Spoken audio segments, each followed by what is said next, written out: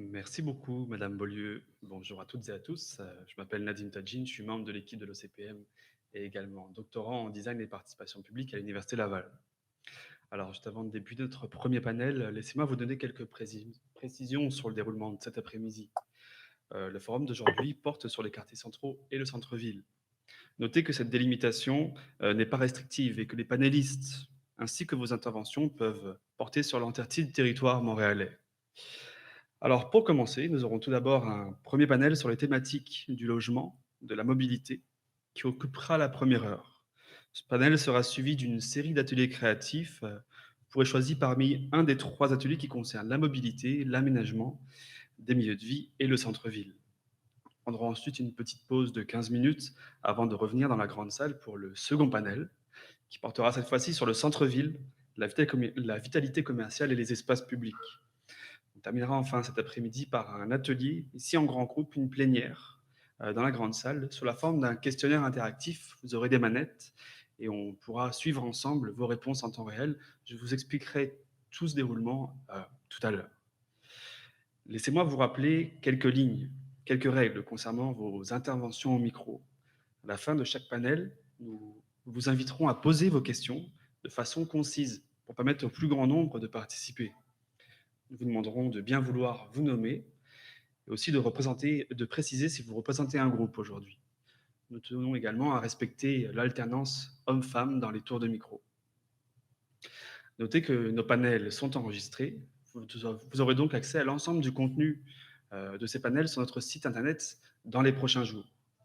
Nous avons également plusieurs photographes, je les vois ici, qui vont prendre des clichés durant l'événement pour notre rapport de consultation. Si vous n'êtes pas à l'aise, si vous ne préférez pas voir votre visage sur ces photos, n'hésitez pas à aller les voir pour ne pas apparaître sur ces photos.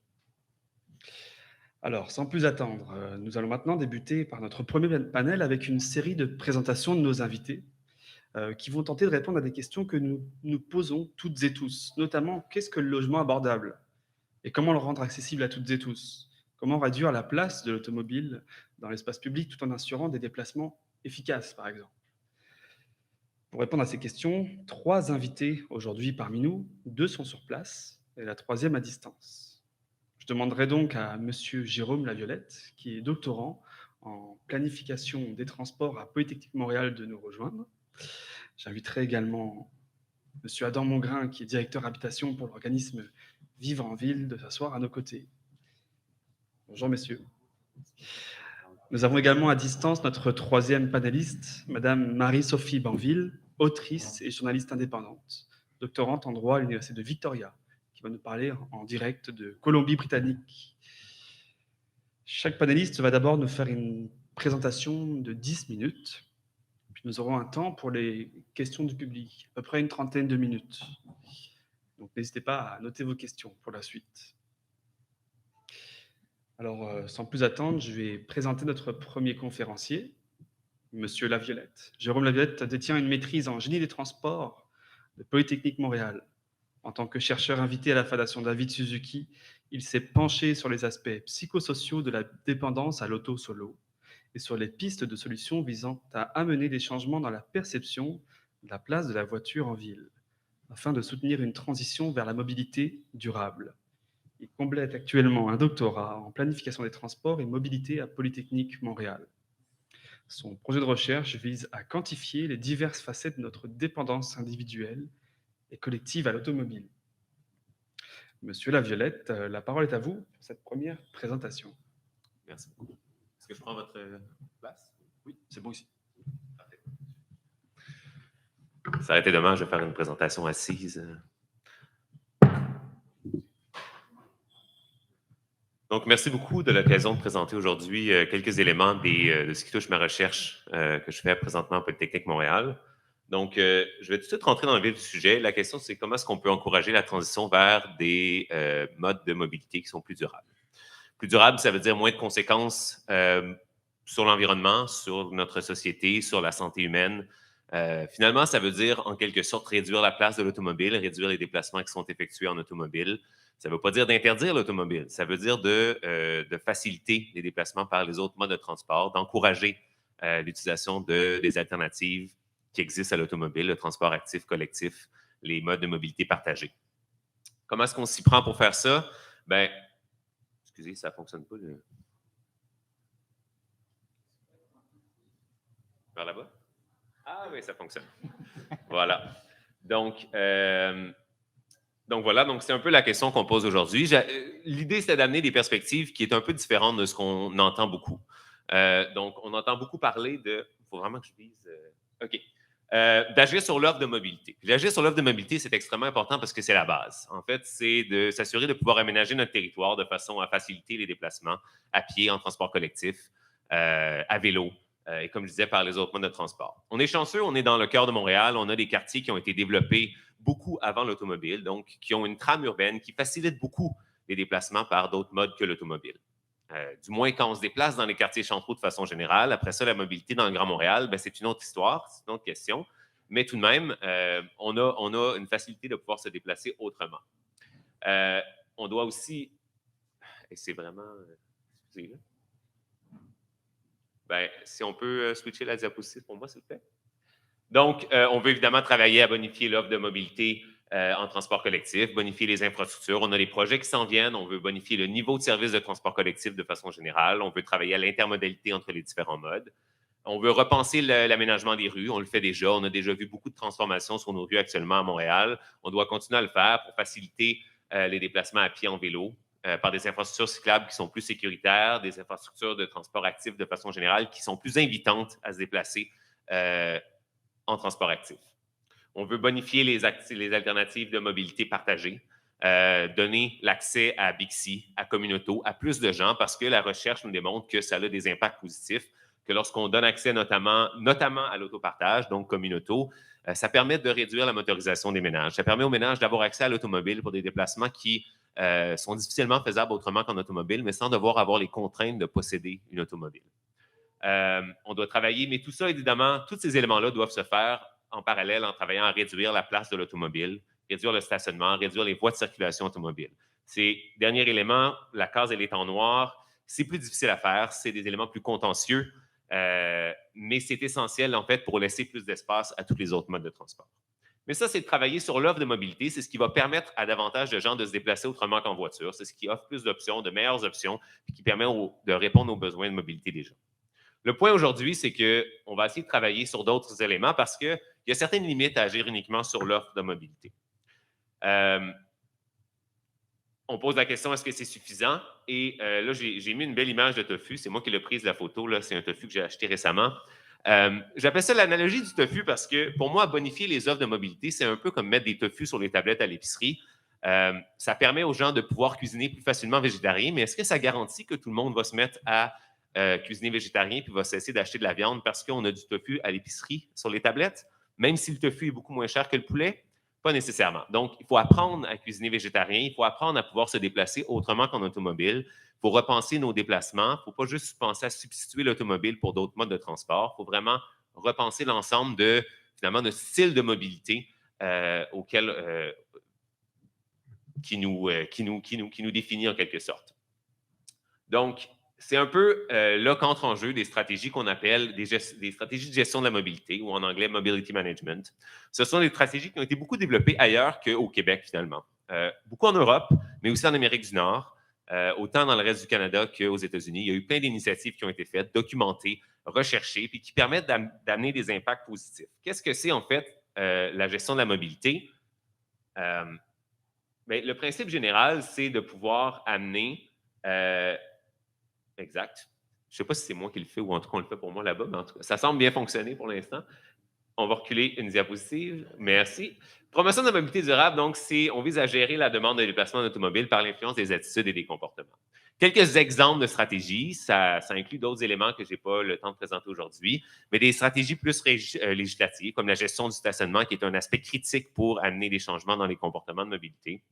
Mais aussi des éléments comme la planification personnalisée de la mobilité au travail, à l'école, à la maison, des campagnes pour mieux promouvoir la mobilité durable de façon générale, pour en vanter les bénéfices, pour voir comment est-ce que ça peut aider les gens à accéder à leur destination quotidienne, puis travailler aussi à des plans urbains de mobilité, mais ça, c'est vraiment plus au niveau des municipalités.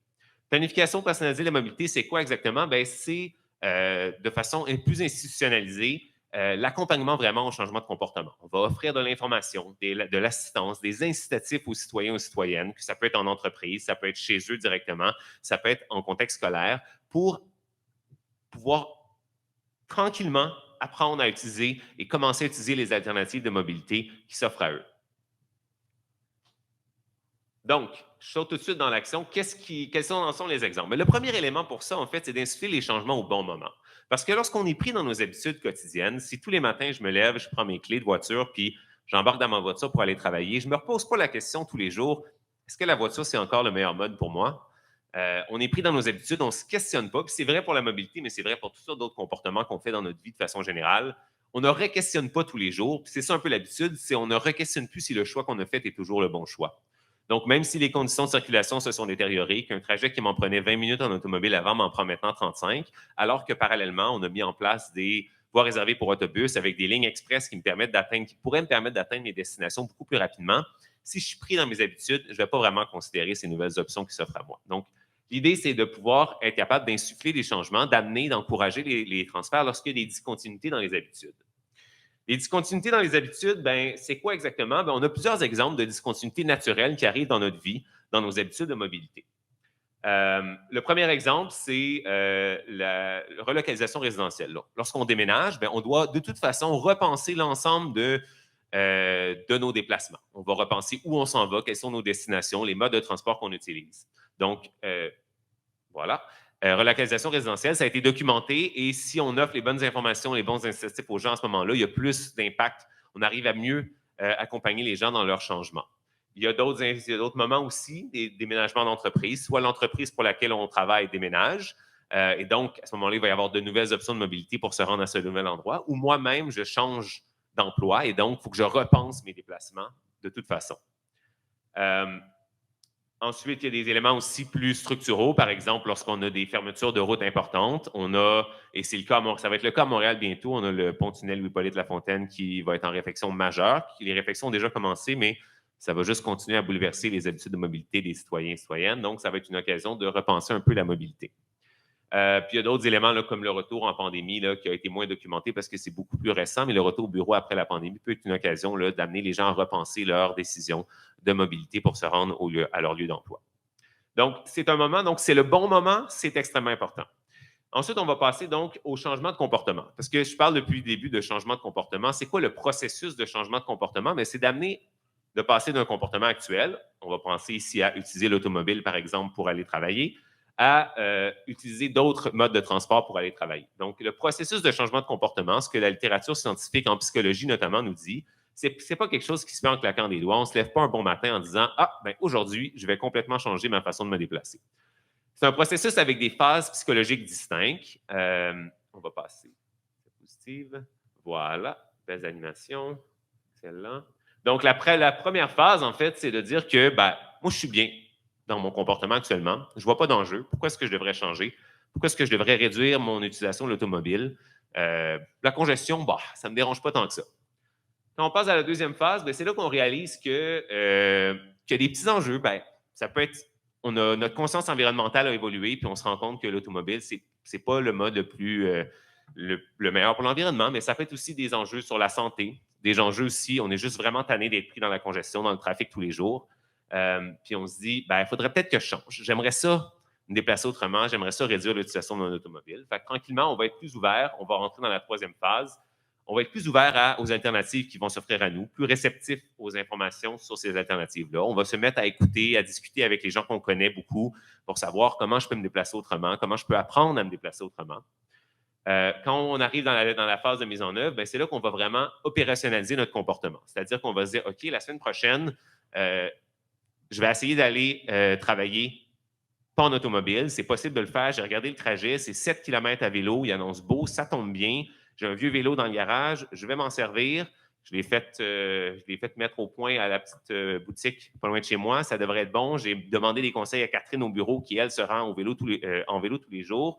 Fait que je suis prêt. Voilà, lundi prochain, j'y vais. Donc, c'est vraiment l'opérationnalisation de notre changement. Puis la dernière phase, c'est là, une fois qu'on a fait le changement plusieurs fois puis qu'on est dans notre nouvelle phase, il faut être capable de prévoir les obstacles. il annonce 4 jours de pluie, qu'est-ce que je vais faire? Est-ce que je vais pouvoir me déplacer à vélo sur 4 jours de pluie? J'ai des réunions importantes, je ne peux pas arriver tout trempé. Donc, il faut être capable de mettre en place des stratégies pour nous permettre de continuer dans notre nouveau comportement. Donc, c'est de façon générale, je l'ai présenté brièvement. L'idée de procéder par étapes, c'est qu'on est capable de, je vais sauter cette diapositive-là, on est capable d'adapter les interventions aux phases de changement de comportement, c'est-à-dire cibler les phases dans lesquelles se trouve notre public cible. Ensuite, on va être capable de donner les bons types d'interventions au bon moment, cibler le bon type d'information aux bonnes phases, donner les bons incitatifs au bon moment pour amener les gens à tranquillement passer à la phase suivante et à abaisser les barrières qui, au début, nous semblent vraiment importantes à changer notre comportement pour être capable de, ultimement, réduire notre utilisation de l'automobile pour certains déplacements spécifiques, par exemple. Tout ça, évidemment, ça c'est lié avec ce qu'on appelle, il faut qu'on amène les gens à développer ce qu'on appelle une motivation autodéterminée. C'est quoi la motivation autodéterminée? Bien, ça s'appuie sur 3 éléments. C'est le sentiment de compétence, donc comprendre et atteindre certains buts, se sentir efficace à le faire. Sentiment d'autonomie aussi, donc être libre de ses actions puis d'agir en accord avec ses valeurs, puis de développer ultimement des contacts sociaux enrichissants, sentir qu'on appartient à un groupe. Donc, l'idée, c'est qu'il faut qu'on amène les gens à avoir une certaine motivation autodéterminée à se déplacer autrement qu'en automobile, que les gens internalisent un peu les bénéfices qu'il y a à se déplacer autrement qu'en automobile. Je donne un exemple concret. Je pense que cet exemple-là est pertinent parce qu'on a des projets structuraux majeurs qui s'en viennent, qui vont être mis en service dans les prochaines années. Et donc, je donne un exemple concret qui a été bien documenté dans la littérature scientifique. Je vais dépasser d'1 minute, je te le dis, c'est annoncé d'avance. Donc, c'est un projet à Cagliari, en Italie, où est-ce qu'on a ajouté 2 stations à une ligne de train léger existante.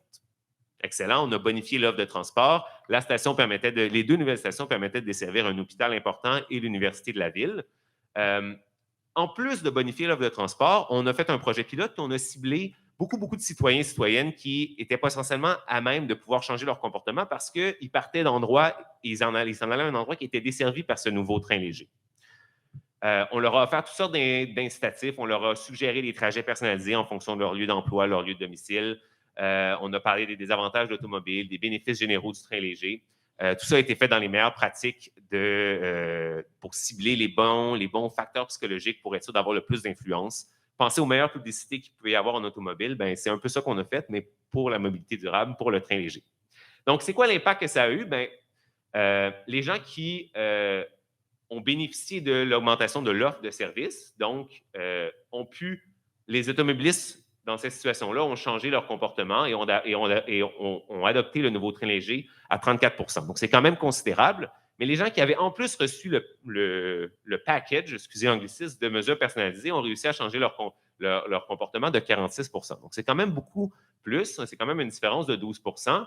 Vous allez me dire, c'est peut-être pas tant que ça. Je peux vous dire que c'est beaucoup.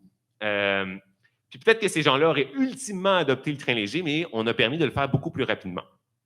Donc, c'est un exemple que j'avais, que je trouvais qui était pertinent pour ici. Donc, ce qui m'amène à ma conclusion.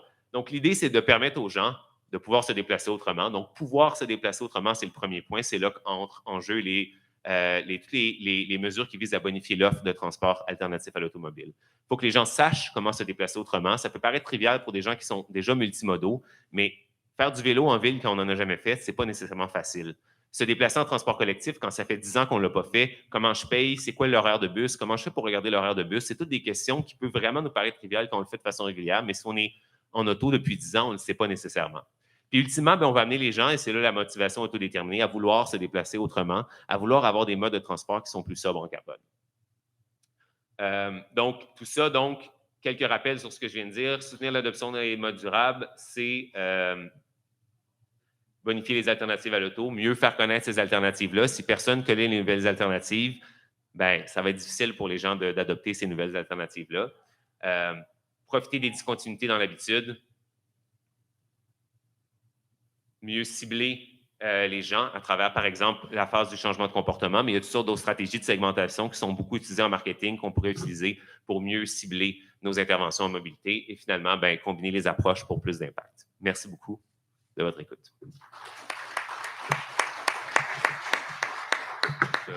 C'est chiant. Merci, M. Lavillette. On s'excuse On s'excuse pour cette petite manette défectueuse. C'est bon. On retient que les changements d'habitude, ce n'est pas uniquement relatif à l'offre qui est accessible au centre-ville, c'est aussi une question de message. En tout cas, c'est un travail sur le long terme, c'est ce que je sens ici. Je vais maintenant donner la parole à notre second invité, Monsieur Adam Mongrain, directeur habitation chez Vivre en Ville, un organisme qui fait la promotion des collectivités viables depuis 25 ans. Vous vous intéressez aux mécaniques de fixation de prix dans le marché immobilier, principalement dans le cadre du projet Porte, un laboratoire de solutions pour l'abordabilité et la durabilité en habitation. Vous travaillez également sur l'établissement d'un registre des loyers publics obligatoire et universel, en particulier à travers l'initiative que vous avez peut-être vue, l'initiative citoyenne qui porte le nom de registre des loyers citoyens. Monsieur Mongrain, la parole est à vous.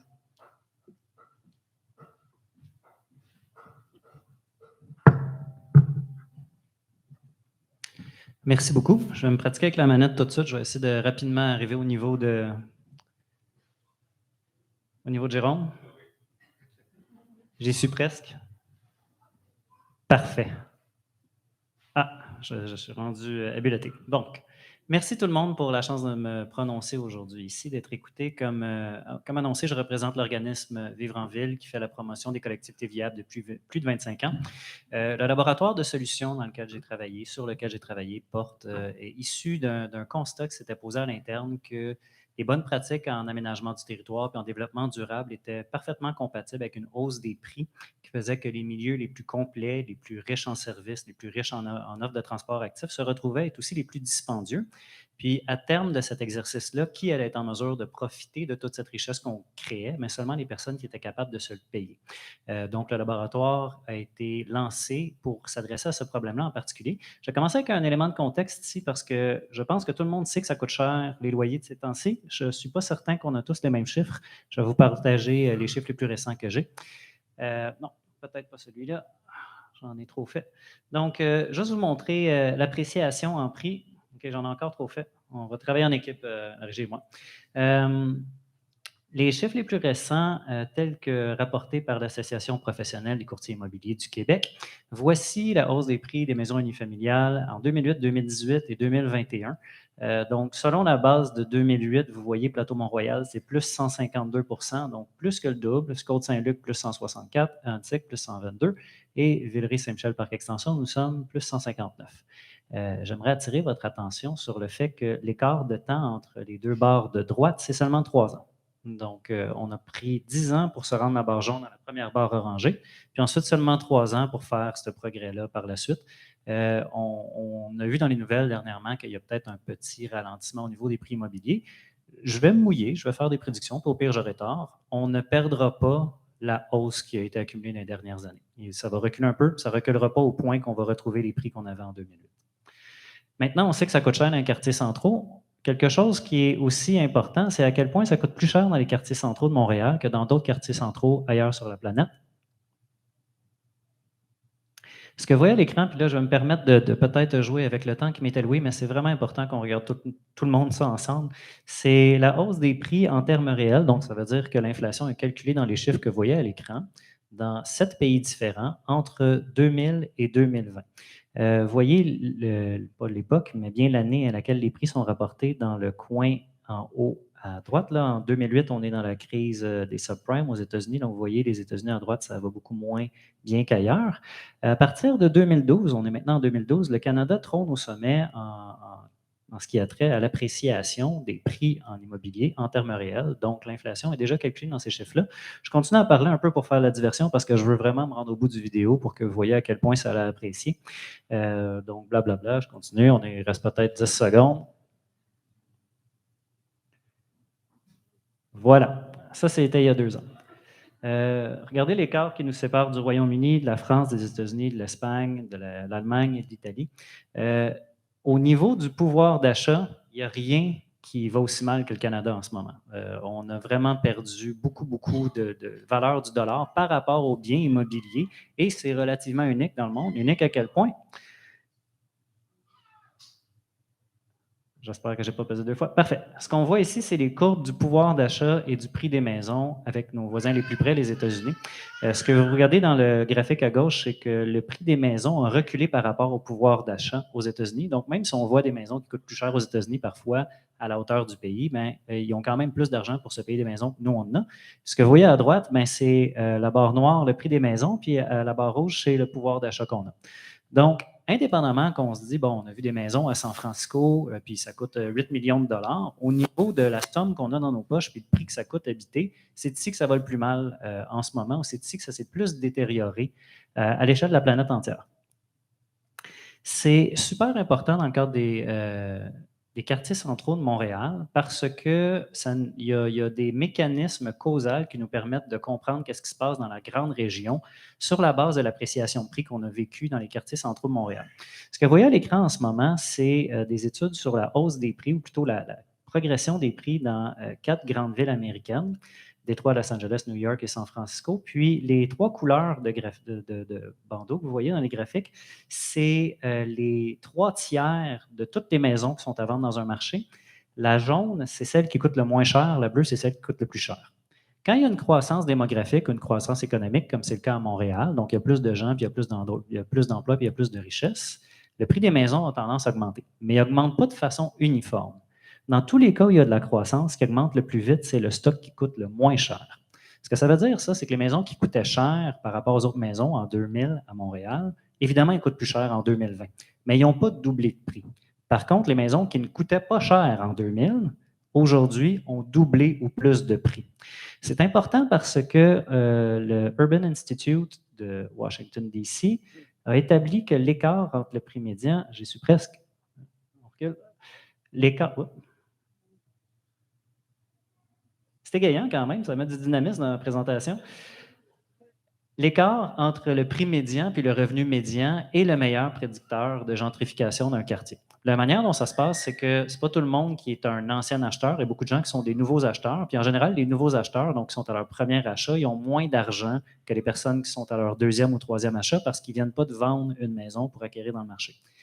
Ils sont systématiquement dirigés vers des endroits où les prix sont moins chers parce qu'ils arrivent avec moins d'argent dans le marché. Puis ils vont aller vers des endroits où les prix étaient historiquement plus bas.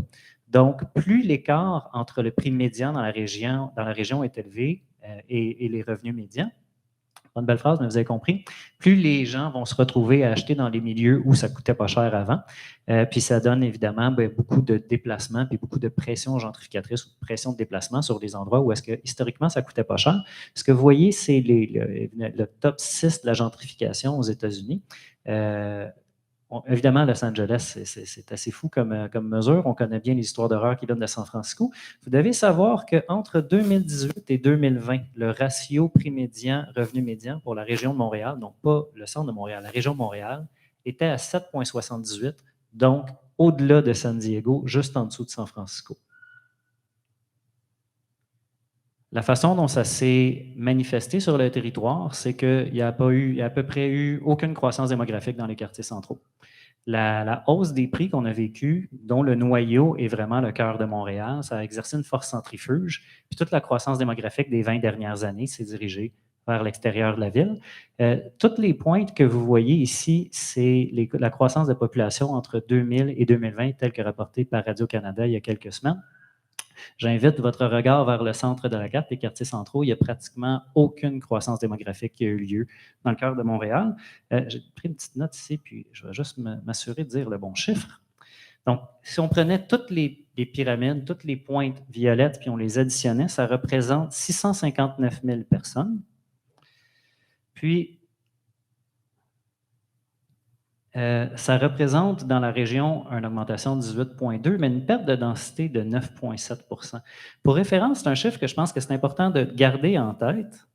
On est dans Villeray-Saint-Michel Parc Extension ici. Le pic de population, on ne vient pas de l'atteindre, le pic de population tel que rapporté par le recensement, c'est en 1966, où il y avait 201 000 personnes dans l'arrondissement. Ici, on est aujourd'hui à 144 000. Donc, ça veut dire qu'il y a 50 000 personnes de moins qui habitent dans le quartier ici aujourd'hui qu'il y en avait en 1966. Ce qui s'est passé, évidemment, avec la hausse des prix, c'est qu'on a fait grande place au Drive Until You Can Qualify. Jérôme l'a évoqué ici. Donc, on a beaucoup financé des autoroutes, puis ouvert du développement résidentiel d'intérêt agricole parce que, comme ça coûte trop cher dans les quartiers centraux, puis les gens veulent accéder à la propriété, mais les gens conduisent jusqu'à un endroit où ils sont en mesure de s'établir. C'est un enjeu qui dépasse les frontières des quartiers centraux de Montréal, mais qui a un impact direct sur la qualité de vie de tous les citoyens à Montréal et au Québec, parce que ce n'est pas soutenable. Ce que vous voyez à l'écran, à la carte, c'est les émissions de carbone par ménage dans la grande région de Montréal. Puis il faut comprendre que tout ce qui n'est pas jaune très clair, ce n'est pas durable. Donc, tout le monde en ce moment qui habite dans les couronnes nord, sud, première, deuxième, émettent trop de carbone par rapport à ce dont on a besoin d'émettre pour atteindre nos cibles en matière de résilience et de lutte au changement climatique. C'est impératif de trouver une manière, oui, d'augmenter l'offre de transport actif, transport collectif structurant dans ces zones-là, mais aussi d'accueillir de la croissance démographique au centre de l'île.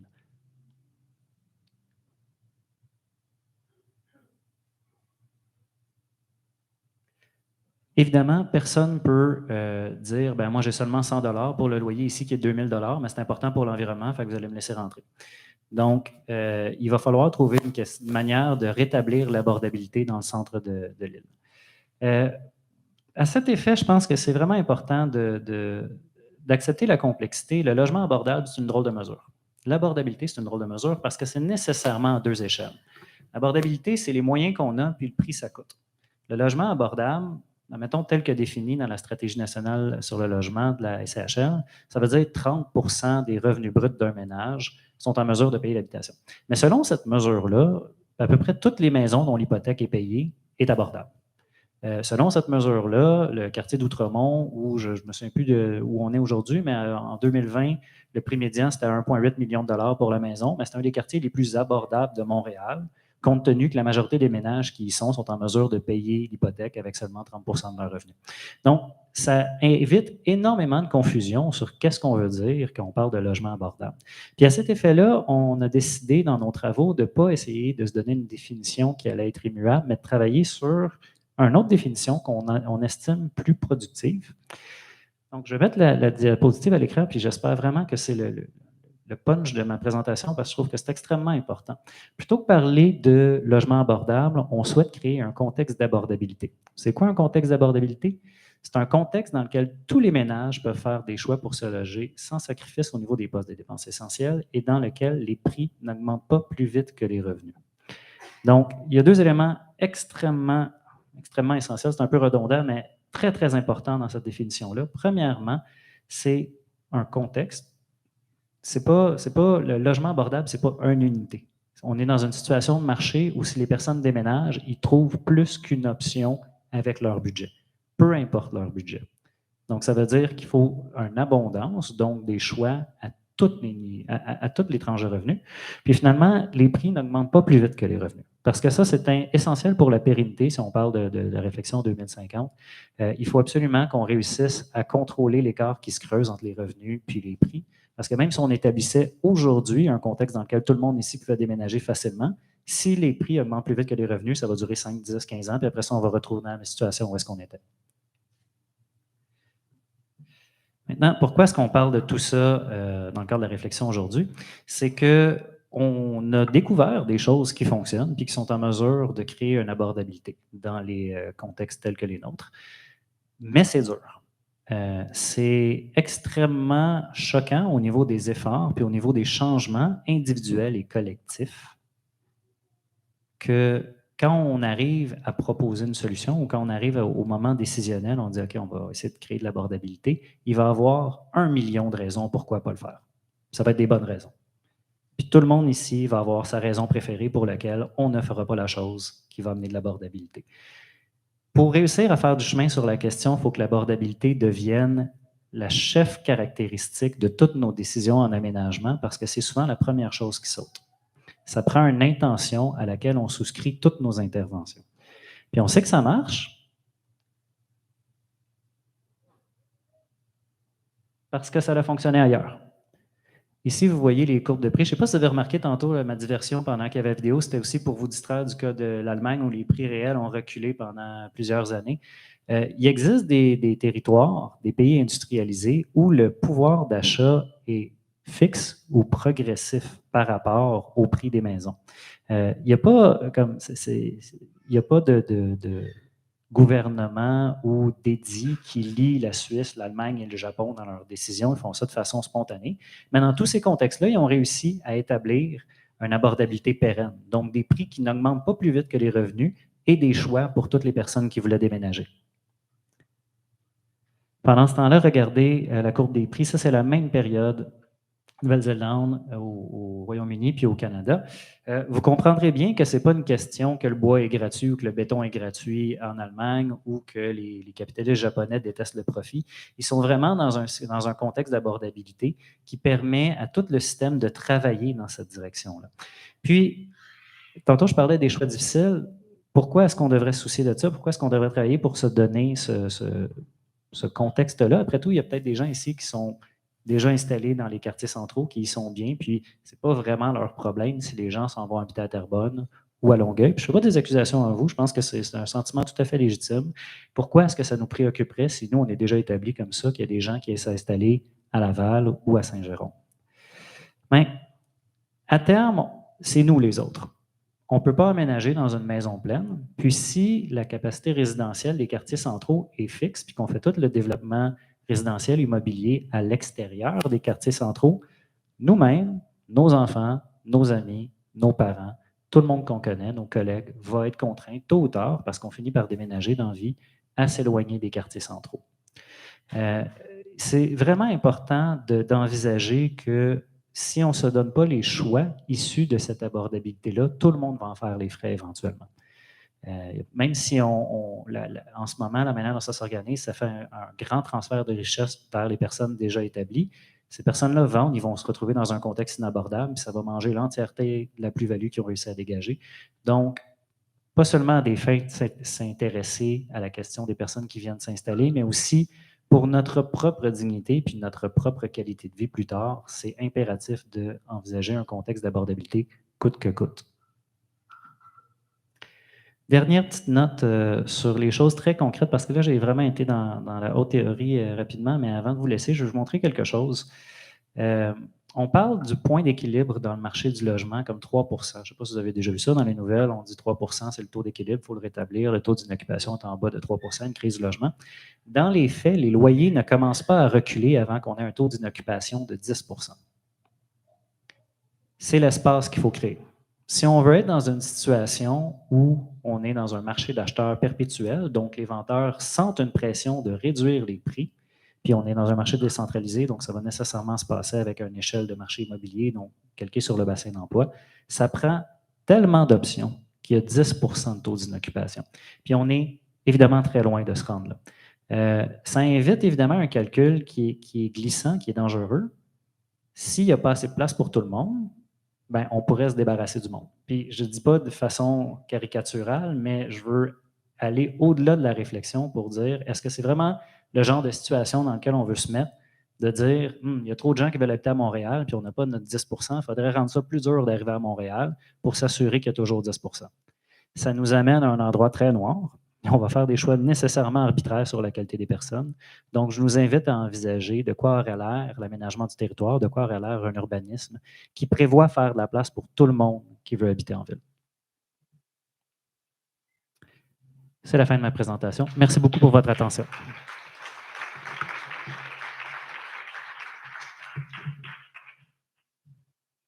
Merci, Monsieur Mongrain. Merci de faire parler ces chiffres. Je suis convaincu qu'on a plein de questions, d'interventions, notamment sur les changements d'habitude, sur ce que peuvent faire nos décideurs, les aménagistes, les personnes qui nous proposent une offre de logement, les personnes qui décident de nos voies qui peuvent être accessibles. Mais toutes ces questions, on va les garder à la suite de notre troisième intervention.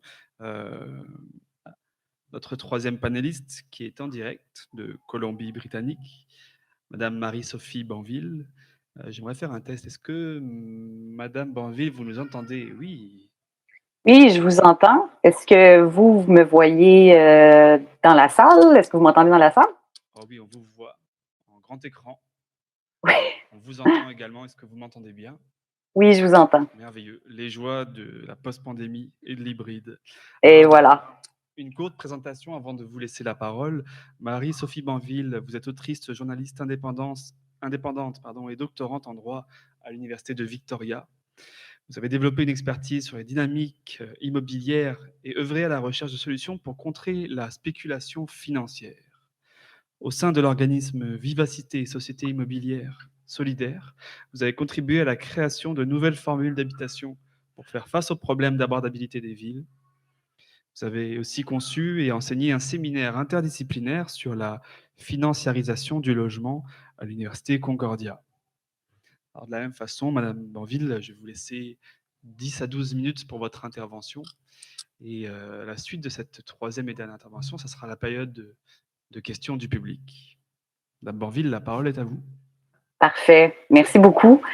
Je suis très heureuse de compléter ce beau trio de présentations. Je pense qu'on a vraiment des approches très complémentaires dans la façon qu'on aborde le problème. Moi, je me suis beaucoup basée sur le projet de plan d'urbanisme tel que présenté par la Ville de Montréal. Je me suis beaucoup interrogée un petit peu plus à savoir comment il se représente lui-même la question de l'habitation, que faire au niveau de l'habitation. Fait que ce que j'aimerais offrir dans ma présentation, c'est peut-être de prendre un certain pas de recul puis de mettre en perspective un peu les actions qui sont proposées par la Ville de Montréal dans son projet de ville là, vers le plan d'urbanisme et de mobilité. Donc, la première chose, quand on regarde à la page 130 du projet de plan d'urbanisme, qui est la section en lien avec l'habitation, on commence avec une phrase qu'on entend beaucoup dans l'espace public. Montréal est une ville où les coûts de l'habitation sont encore considérés comme abordables à l'échelle nord-américaine. Pour avoir été moi-même, maintenant je suis de retour dans le milieu académique, je suis en train de faire mon doctorat, mais pour avoir été longtemps sur le terrain au niveau de la production du logement abordable lui-même, c'est une phrase que j'ai entendue souvent et c'est souvent une phrase qui a été utilisée par des politiciens et politiciennes pour reconnaître le problème d'abordabilité, mais en même temps tempérer l'urgence d'agir un peu. De se dire, écoutez, Montréal, c'est pas Toronto, c'est pas Vancouver, ça va encore bien. Donc, on reconnaît qu'il y a une crise, mais en même temps, euh, on la tempère un peu, on la relativise. Je pense que la présentation d'Adam vous a vraiment expliqué à quel point Montréal se retrouve dans un contexte national qui est celui du Canada où ben, ça va vraiment pas bien au Canada. Puis je pense que vu qu'on est dans notre espèce de bulle nationale, des fois, on en vient à oublier à quel point l'univers, l'atmosphère dans lequel on baigne est très, très critique. Ce qu'on voit ici, c'est le rapport des prix du logement au revenu compilé par l'OCDE c'est les dernières données du dernier trimestre. Puis le rapport des prix du logement au revenu pour le Canada est de 143,03. Puis l'année de référence, c'est 2015. Donc, ça veut dire que depuis 2015, les prix de l'habitation ont progressé 43 plus rapidement que les revenus au Canada, ce qui le place très, très haut dans le triste palmarès au niveau des pays de l'OCDE et qui en fait le premier pays au niveau de l'inabordabilité dans les pays du G7. Donc, quand on dit, ben, Montréal, ça va relativement bien, il faut comprendre de un que le contexte nord-américain et en particulièrement le contexte canadien n'est pas une échelle de comparaison particulièrement judicieuse. Puis si on rentre un peu plus, là, je ne m'étalerai pas trop là-dessus parce qu'Adam a déjà fait la démonstration, mais l'indice des prix du logement, c'est un indice qui permet de calculer la variation des prix aux reventes. Fait que souvent, quand on dit Montréal est plus abordable que New York ou San Francisco, on pense au prix réel. Fait que, ben, une maison à New York, ça coûte moins cher en prix réel qu'une maison à Montréal, ce qui est vrai. Mais ce que la progression de l'indice des prix du logement, ce que ça nous renseigne, en fait, c'est quoi la variation des prix quand une propriété change de main? Donc, à chaque revente d'une même propriété, à quel point le prix augmente. Fait que ça nous donne, disons, une autre lunette pour comprendre l'abordabilité relative de Montréal. Puis ce qu'on remarque, c'est qu'entre 2002 et 2022, les prix ont progressé, selon cet indice-là, de 314 à Montréal. C'est 50 plus rapidement qu'à New York. Donc, c'est pas parce que la situation à Montréal va mieux qu'à Toronto ou Vancouver qu'elle va bien. Donc, j'inviterais peut-être, là, quand on réfléchit à l'abordabilité de Montréal, est-ce que c'est nécessaire de commencer d'ouvrir notre section sur l'habitation en se disant, ben ça va mieux à Montréal qu'ailleurs? Ça pourrait être intéressant d'adopter un autre discours qui nous place dans un autre type de posture pour ouvrir la discussion sur la question de l'abordabilité de l'habitation. Donc, là, la section sur l'habitation du plan d'urbanisme commence avec « ça va mieux à Montréal que dans le reste de l'Amérique du Nord ». La phrase qui suit « des efforts soutenus sont quand même à déployer afin de préserver l'abordabilité de Montréal. Des outils ajoutés récemment permettent d'influencer l'offre résidentielle, notamment le droit de préemption et les règlements visant à améliorer l'offre en matière de logement social, abordable et familial ». Et là, il y a un parallélisme incroyable entre ma présentation et celle de Jérôme, parce que c'est justement sur la question de l'offre que j'aimerais attirer votre attention. Souvent, lorsqu'il est question d'abordabilité, il y a une convergence au niveau des solutions basées sur l'offre. Il faut construire plus de logements, il faut construire plus de logements sociaux, il faut construire plus de logements abordables. Puis c'est assez intéressant de voir qu'il y a une espèce de convergence entre la droite puis la gauche, si on veut. À droite, les promoteurs immobiliers vont vous dire il faut construire plus de logements privés. Puis à gauche, tous les organismes de défense des droits du logement, puis qui promeuvent la construction de davantage de logements sociaux, vont vous dire la même chose. Il faut augmenter l'offre de logements sociaux. Ce qui n'est pas totalement faux, au sens où il faut qu'il y ait une offre dans un marché immobilier pour qu'il y ait un point d'équilibre entre l'offre et la demande. Ça, c'est une représentation très, très simple, si pas simpliste, de comment l'équilibre des prix se trouve dans un marché immobilier. Donc, il faut qu'il y ait un équilibre entre l'offre de logement, combien il y a d'unités disponibles sur un marché, et la demande pour le logement. L'affaire, c'est qu'on est tellement, je dirais, articulé autour d'une réflexion urbanistique sur la question de l'offre. La plupart des demandes qui sont listées dans le projet de plan de la Ville de Montréal sont très articulées au niveau de l'offre. Et la question qu'on ne se pose pas, c'est, mais la demande, d'où elle vient cette demande-là? Est-ce qu'on prend en tête les gens qui sont là pour se loger, ceux qui sont là pour investir, ceux qui sont là pour spéculer? Est-ce qu'on les voit comme un seul et même tout? Puis je ne rentrerai pas dans ces détails-là aujourd'hui, mais si on continue à creuser notre réflexion sur qu'est-ce qui constitue la demande immobilière, la demande pour l'habitation au Canada, ce qu'on va rapidement réaliser, c'est que ça fait au-dessus de 20 ans que l'échelon fédéral, par la Société canadienne d'hypothèques et de logement, par la Banque du Canada et par le biais des programmes d'accession à la propriété du gouvernement fédéral lui-même, ça fait 20 ans qu'on a le pied sur l'accélérateur de la demande avec des bas taux d'intérêt, avec toutes sortes de mesures qui font que la demande ne cesse de croître, on ne cesse de la stimuler. Puis après ça, à l'échelle des villes, on se dit il faut qu'on rattrape l'offre, il faut qu'on rattrape l'offre, il faut qu'on construise plus. C'est vrai, mais en même temps, il faut commencer à avoir cette réflexion-là un petit peu plus large, à savoir, OK, comment on agit aussi sur la demande, comment on interpelle l'échelon fédéral pour lui dire, là, il faut falloir que tu enlèves le pied de l'accélérateur de la demande pour qu'on soit capable, nous, de récupérer ce manque-là. Puis comment aussi, à l'échelle d'une ville, à travers un plan d'urbanisme, à travers la façon qu'on aménage les territoires, on peut commencer aussi à réfléchir en termes de comment on agit sur la demande, comment on influence la demande.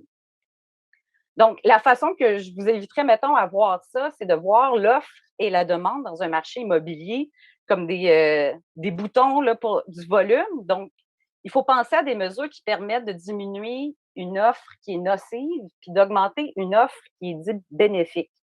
Fait que la façon que je décris une offre nocive, puis le nocive au regard de l'abordabilité, bien sûr, mais une offre qui serait nocive, c'est si on ne fait que produire ce que j'appelle, entre guillemets, une monoculture de condos trop chers. Donc, si l'industrie immobilière n'est pas réglementée de façon à l'influencer à produire ou pas certains produits, elle va continuer à produire uniquement du condo trop cher parce que c'est ce qui est le plus rentable pour elle. Puis de la même façon, si on est un peu plus sophistiqué dans notre réflexion sur comment on peut introduire des mesures pour diminuer l'offre qui est nocive, réglementer les pratiques d'investissement immobilière des entités publiques, parapubliques, fiscalisées. Griffintown, au centre-ville de Montréal, 50 des unités qui ont été construites à Griffintown l'ont été par le biais du fonds immobilier de la FTQ, qui est un fonds d'investissement qui bénéficie d'avantages fiscaux importants. Donc, ça pourrait être intéressant aussi à avoir cette réflexion-là, à se dire comment on peut utiliser les fonds d'investissement qui ont un lien avec le secteur public pour les orienter vers la production d'une offre qui est plus bénéfique. Et de l'autre côté, justement, l'offre bénéfique, c'est d'avoir un continuum. J'adore la description que tu as faite, Adam, d'un contexte d'abordabilité. Comment on crée une offre qui s'insère dans ce contexte d'abordabilité-là. Donc, comment on s'assure d'avoir des habitations perpétuellement abordables, une offre diversifiée pour l'ensemble du continuum du logement. Adopter des règlements d'inclusion est un autre exemple de façon d'augmenter l'offre bénéfique. Puis ça, la Ville de Montréal est déjà bien avancée là-dessus. Et de l'autre côté, comment on peut commencer à réfléchir en termes de qu'est-ce qu'on peut faire pour diminuer la demande nocive et augmenter la demande bénéfique. Ce que je veux dire par diminuer la demande nocive, c'est la demande qui est spéculative, qui est là purement, c'est la demande des investisseurs puis des spéculateurs, en fait. Comment on peut mettre des mesures en place qui envoient le message? Écoutez, vous pouvez bien être là avec votre argent prêt à investir dans l'immobilier montréalais pour faire de l'argent rapidement, mais on a mis en place des choses qui encadrent la demande dans notre marché, qui font que si ce qui vous intéresse dans la vie, c'est de faire de l'argent rapidement, allez investir en bourse, achetez-vous des bitcoins, faites ce que vous voulez, mais intéressez-vous pas à l'immobilier montréalais parce que c'est pas un endroit, parce qu'on a mis en place une série de taxes, de mesures fiscales qui permettent de contraindre la demande spéculative, qui découragent les surenchères. Donc, c'est possible d'agir aussi à ce niveau-là à l'échelle d'une ville. Et de la même façon, on se revire de bord, puis on augmente la demande qui est bénéfique. Fait que pour moi, la demande qui est bénéfique, la façon que je la décris, c'est si tu es dans le marché montréalais, puis que ton but, c'est d'habiter Montréal et non pas juste d'y investir ou d'y spéculer, bienvenue, le tapis rouge fiscal est là pour toi. On a modulé la taxe foncière pour reconnaître le fait que tu es un propriétaire occupant. On peut aussi penser à développer des avantages fiscaux pour les gens qui choisissent de vendre leur propriété à des OBNL ou à des coopératives, par exemple. Donc, il y a possibilité de réfléchir à ce niveau-là. Puis, ma dernière réflexion, qui sort peut-être un peu du cadre, je dirais, traditionnel, c'est que de plus en plus, puis ça, je le salue vraiment, je vois que la Ville de Montréal, les pouvoirs publics commencent à réfléchir à la question de l'habitation, non plus juste en termes de il faut construire plus d'unités, il faut construire plus d'unités, mais en termes de maîtrise foncière. De se dire, c'est aussi la terre, c'est le foncier qui devient de plus en plus inabordable. Donc, nos politiques, nos mesures d'intervention au niveau de l'habilité, de l'abordabilité, devraient aussi avoir une meilleure maîtrise du foncier. Et là, on en parle très peu dans le projet de plan d'urbanisme, la question de la réconciliation. C'est un peu un vœu pieux. On est comme, on aimerait ça que ça se passe, mais je pense peut-être qu'on ne sait pas exactement comment s'y prendre. Mais peut-être une porte qui pourrait être intéressante à réfléchir, c'est de se dire, tous nos outils de maîtrise foncière, dans le cadre du plan d'urbanisme, on les pense en fonction du droit civil, qui est le droit de la province du Québec. Puis ce que vous voyez ici, c'est tous les signataires de la Grande Paix de Montréal, qui a été un traité très, très important signé en 1703 à Montréal. Puis ce que vous voyez ici, c'est l'ensemble des droits, des systèmes de droit, donc le droit français, le droit civil, mais aussi le droit Haudenosaunee, dont font partie les Mohawks, le droit Anishinaabe, le droit Cri, le droit Wendat. Donc, tous ces systèmes de droit-là ont eu force de loi à Montréal. Et ce sont des systèmes de droit qui existent encore toujours. Ils ne sont pas reconnus à leur pleine mesure par l'État canadien, bien que c'est en train de changer. Mais une piste qui pourrait être intéressante, c'est de commencer à se dire, si on commençait à réfléchir le plan d'urbanisme, non pas juste en termes du droit civil, mais aussi du droit Haudenosaunee, qui est le droit des Mohawks, Geotagé Montréal. Ça pourrait ouvrir des portes intéressantes aussi à la façon dont on réfléchit. C'est quoi les valeurs, c'est quoi les obligations qui sous-tendent notre relation avec le territoire, notamment la question de l'abordabilité. Pour vous donner quelques exemples très, très rapides, la ville de Victoria, où je me trouve en ce moment, vient de créer un fonds de contribution à la réconciliation à travers même son mécanisme de taxe foncière. Donc, les propriétaires peuvent verser à même leur taxe foncière des fonds qui sont versés à la réconciliation. La nation Tsleil-Waututh à Vancouver a créé son protocole de consultation. Donc, certains endroits du territoire doivent être faits en accord avec l'aménagement pensé dans le droit canadien par la ville de Vancouver versus le droit Tsleil-Waututh de cette Première Nation-là qui est sur le territoire de Vancouver.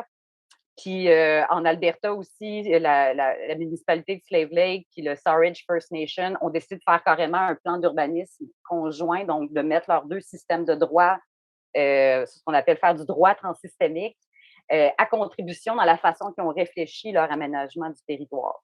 Donc, ça pourrait être intéressant aussi de réfléchir des approches comme celle-là quand on réfléchit à l'abordabilité de Montréal puis des solutions qui sont possibles. Donc, je m'arrête ici.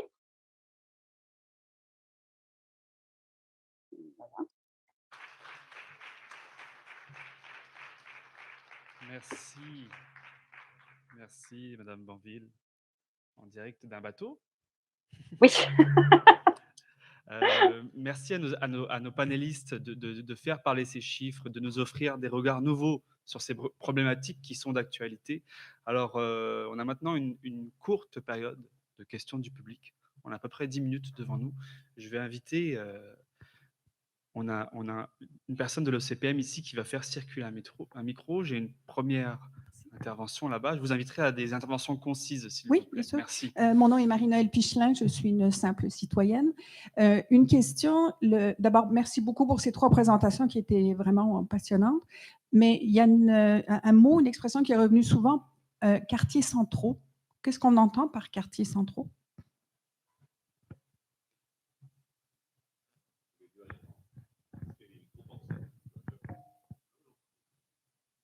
Est-ce qu'on peut faire un test micro? Ça devrait fonctionner maintenant. Oui. Semblerait. En effet, c'est une bonne question.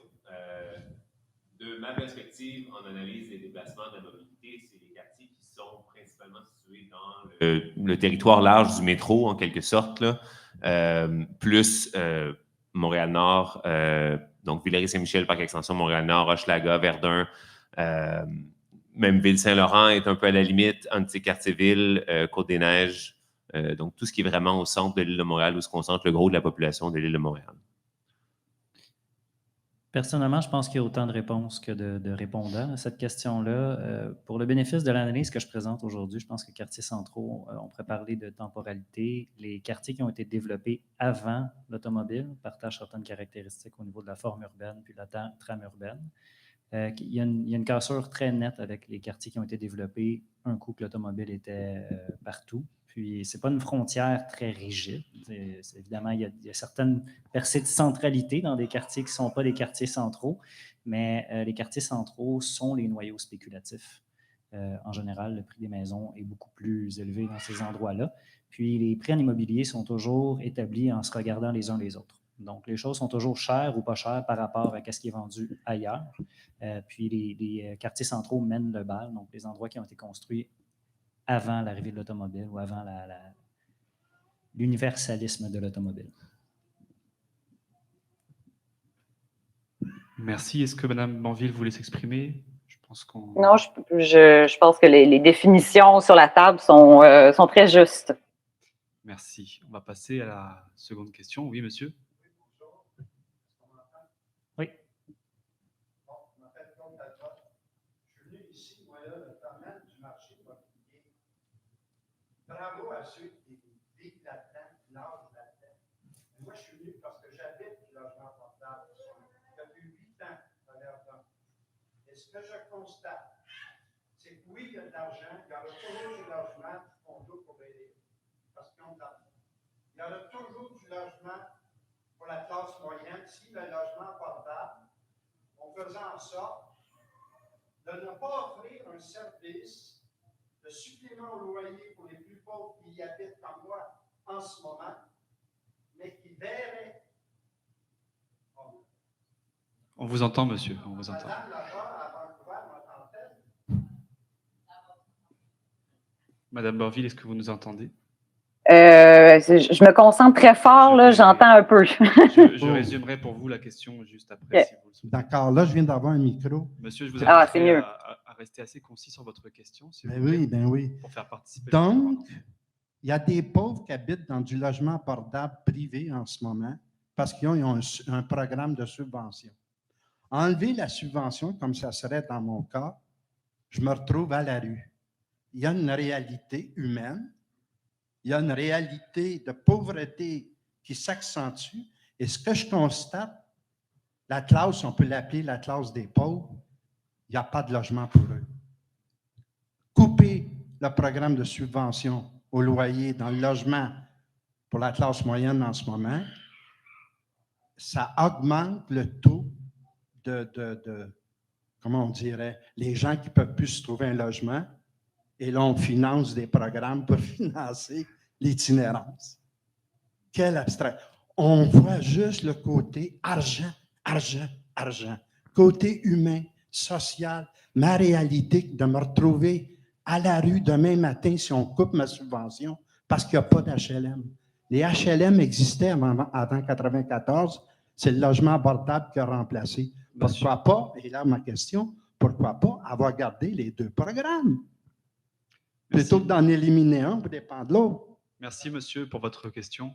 Alors, si je résume, comment ne laisser personne sur le côté? Parler de logement abordable, on parle d'itinérance ici. Est-ce que c'est uniquement la subvention qui est au cœur du logement abordable? Est-ce qu'il y a d'autres leviers, d'autres actions possibles ici? C'est une grosse question. Je ne veux pas présumer donner une réponse très, très, très satisfaisante qui va satisfaire tous les points qui ont été soulevés durant la question. Quand je parlais de l'abordabilité, qui est une drôle d'échelle, il y a les revenus puis il y a le prix que ça coûte. Évidemment, pour les personnes riches, tout est abordable. Puis c'est certain que si on avait l'intention sincère de s'assurer que personne ne se retrouve à la rue, on ferait des transferts d'argent sans condition à l'ensemble des personnes pour qu'ils soient en mesure de se loger dans le parc. Et on aurait réglé le problème de l'abordabilité parce que tout le monde aurait de l'argent. Ce n'est pas sur la table parce qu'on est en proie à l'idée qu'il n'y en a pas assez pour tout le monde, puis qu'on ne va quand même pas faire des cadeaux à ceux qui ne le méritent pas. Je pense que c'est un fait social, c'est quelque chose qui dicte beaucoup de nos orientations. Je vais prendre position très fortement pour le transfert d'argent aux personnes qui n'ont pas d'argent sans condition pour qu'ils soient en mesure de se loger autant bien que possible. Donc, la subvention au loyer, ça peut fonctionner, mais aussi des revenus garantis, ça pourrait fonctionner. On a vu que le taux de pauvreté a d'ailleurs chuté notoirement pendant l'existence de la PCU au Canada parce qu'il y a des gens qui avaient enfin de l'argent. Par contre, au niveau du logement abordable, les coûts de réalisation et les coûts d'acquisition pour créer du logement hors marché ont explosé à même raison que les coûts de réalisation et les coûts d'acquisition du marché privé. Puis, les sommes à dégager pour créer un nouveau HLM en 2022, c'est incomparable à ce qu'il fallait mettre sur la table en 1960. Si on ne contrôle pas le coût de réalisation puis combien ça nous coûte créer ces nouvelles unités-là hors marché, ce n'est pas important combien d'argent on met sur le programme parce que ça va juste être un transfert de richesse aux personnes qui détiennent les terrains ou les constructeurs ou les gens qui fournissent le béton ou les gens qui fournissent le bois, pour être en mesure d'avoir un programme d'abordabilité, donc de créer des unités hors marché pour répondre à des besoins très spécifiques, soit de clientèle qui n'ont pas des moyens financiers ou qui ont des besoins particuliers. Il va falloir tôt ou tard s'intéresser à combien ça coûte, puis pas juste l'argent qu'on met dessus. J'espère que j'ai donné une réponse assez intéressante. Si je peux ajouter juste une petite nuance rapide aussi. Une subvention au loyer, c'est ce qu'on appelle de l'aide à la personne. Puis construire un HLM, construire une coop, construire un OBNL, c'est ce qu'on appelle dans le jargon de l'aide à la pierre. Donc, ce que vous disiez, monsieur, si ma subvention, elle arrête, je me retrouve à la rue, ça, c'est un problème qu'on retrouve quand on a une logique d'aide à la personne. C'est qu'on donne une subvention à un individu au lieu de construire un ensemble immobilier puis le garder abordable. Puis là, le gouvernement fédéral est en train de pivoter tranquillement vers de l'aide à la pierre, de la construction briques et béton, de logements qui sont conçus pour demeurer abordables. Mais le gouvernement provincial, je vais essayer de rester poli, là, mais la logique est tellement articulée autour de l'aide à la personne, qui sont des politiques irresponsables quand on réfléchit à la question de l'habitation. Donc, ce que vous nommez est un point extrêmement important, puis ça va être important que le gouvernement provincial change de cap sur cette question-là. C'est pas économiquement responsable, c'est pas socialement responsable. Bref, très bon point. Oui, voilà. Merci, monsieur, pour la question et pour les interventions des panélistes. Prochaine question. Bonjour, je m'appelle Stéphanie Bourbeau. Je suis ici pour représenter le comité des citoyens du Myland. Puis, je me suis beaucoup impliquée dans les dernières années sur la lutte pour le logement, justement, accessible, abordable. Adam, vous avez posé une question intéressante pour moi qui avait rapport au taux d'inoccupation. Puis, j'aimerais faire le point un peu entre votre présentation et celle de Marie-Sophie sur la question de la financiarisation de l'immobilier dans un contexte justement où est-ce que ça fait une quinzaine d'années, où est-ce que c'est vraiment croissant, les acquisitions qui sont faites non plus par des propriétaires occupants, mais par des sociétés tentaculaires assez opaques, parfois des actionnaires, avec parfois justement l'investissement des fonds des travailleurs, des choses qui sont assez absurdes comme ça, où est-ce que l'argent des travailleurs contribue à les appauvrir ou à les précariser. Il y a des villes européennes où est-ce qu'il y a des immeubles qui valent des millions de dollars qui sont inoccupés parce que c'est pas, tu sais, ça devient marginal, les revenus de location, les grandes sociétés qui investissent pour faire de l'argent, parce que les immeubles ne sont plus des lieux d'habitation, ils n'ont plus de valeur d'usage, mais une valeur marchande strictement, puis que leur prix ne cesse d'augmenter. Qu'est-ce qu'on fait par rapport à cette énigme-là? Vous dites que pour que le logement soit abordable, il doit avoir un taux d'inoccupation de 10 %, mais on dirait que ça s'accommode très bien d'une logique de la financiarisation de l'immobilier où est-ce que les grandes sociétés n'ont pas besoin des revenus de location, en fait. Ils peuvent avoir les immeubles vides, puis on le voit dans les quartiers à Montréal, à Vancouver, c'est ce qu'on raconte, des quartiers morts.